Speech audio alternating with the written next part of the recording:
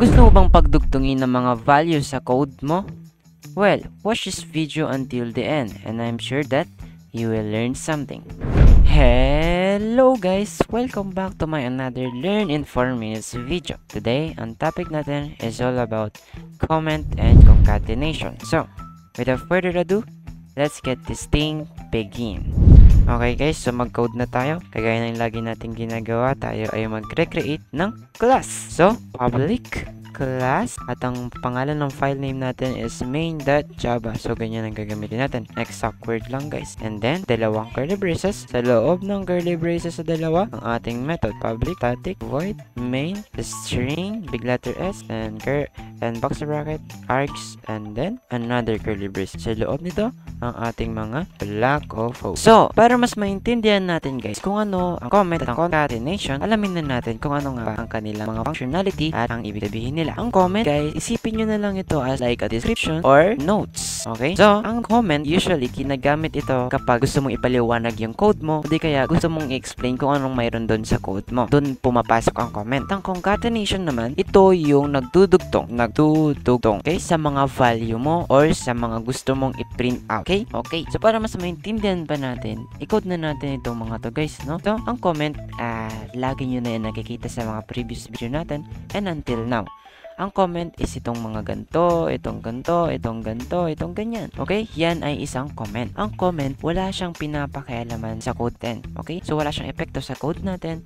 Hindi yan pinapakialaman ng compiler. Okay? Kumbaga, yan ay notes lang. Kaya kung nakikita nyo, hindi tayo nagkaka-error pag nagko-code kapag minalagay tayong ganto. Kasi naka-comment siya. Okay? So, para makagawa ng comment, gagawa lang kayo ng dalawang slash. And then, kahit anong ilagay nyo dyan guys, sa line na to, hindi yan papakialaman ng compiler. Walang epekto yan sa code nyo. Okay? Yan naman ay para sa isang line. Ito naman pag maraming line yung gagamitin nyo. Okay? So kasi pag ganyan ang gagawin nyo, dito sa baba, wala na. Hindi rin yan maaabot ng comment. So para kumbaga pag marami yung explanation nyo, ganito ang gagawin nyo. Isang slash, isang parenthesis, ay isang asterisk, and then isa pa ulit asterisk, and then isa pang slash. And then, gagawin yan, sa loob nito guys, kahit anong ilagay nyo, ay magiging comment. Okay? Sa loob nyan. So pwede na kayo makapag-explain ng mahaba. Okay? Okay guys, i-code naman na natin ng concatenation.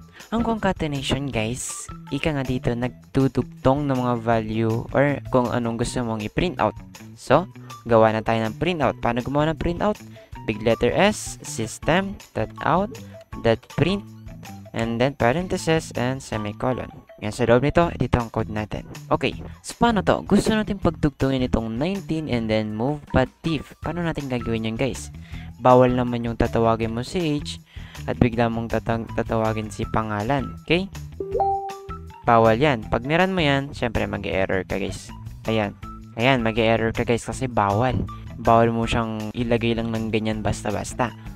Ngayon, dito na papasok guys ang syntax ng concatenation. Para makapagpadugtong ka guys, kailangan mong gagamit ng plus. Yan lang guys ang kailangan nyo, plus. Concatenation na yan. So, ngayon pag i-run natin to at lalagyan natin siya ngayon ng plus dito sa gitna.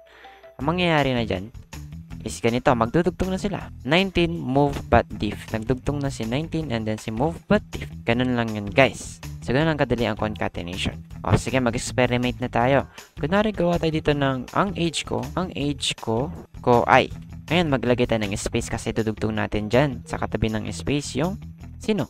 Si age na variable. Kasi gusto na ipalabas si 9. Para ang age ko ay 19. So again, para mapagdugtong natin siya, kailangan natin maglagay ng plus. Tiniran natin yan. Ganito lalabas. Ang age ko ay 19. So ganun yun guys. Okay? It's either dalawang variable man ang gusto mong pagdugtungin or di kaya yung double quotes and ng isang variable plus lang ang kailangan mo para mapagdugtong mo sila. Okay? Para mapagsama mo sila. Oh. Dalawang double quotes ang gawin natin dito guys, no? So, double quotes ulit. Ang age ko ay ayaw kong sabihin. Okay, ngayon, para pagtugtong natin yan, syempre maglalagay tayo ng plus sa gitna. Okay? Pag niran natin yan, kantong lalabas. Ang age ko ay ayaw kong sabihin. So, yun lamang po. Thank you so much sa panonood. Goodbye.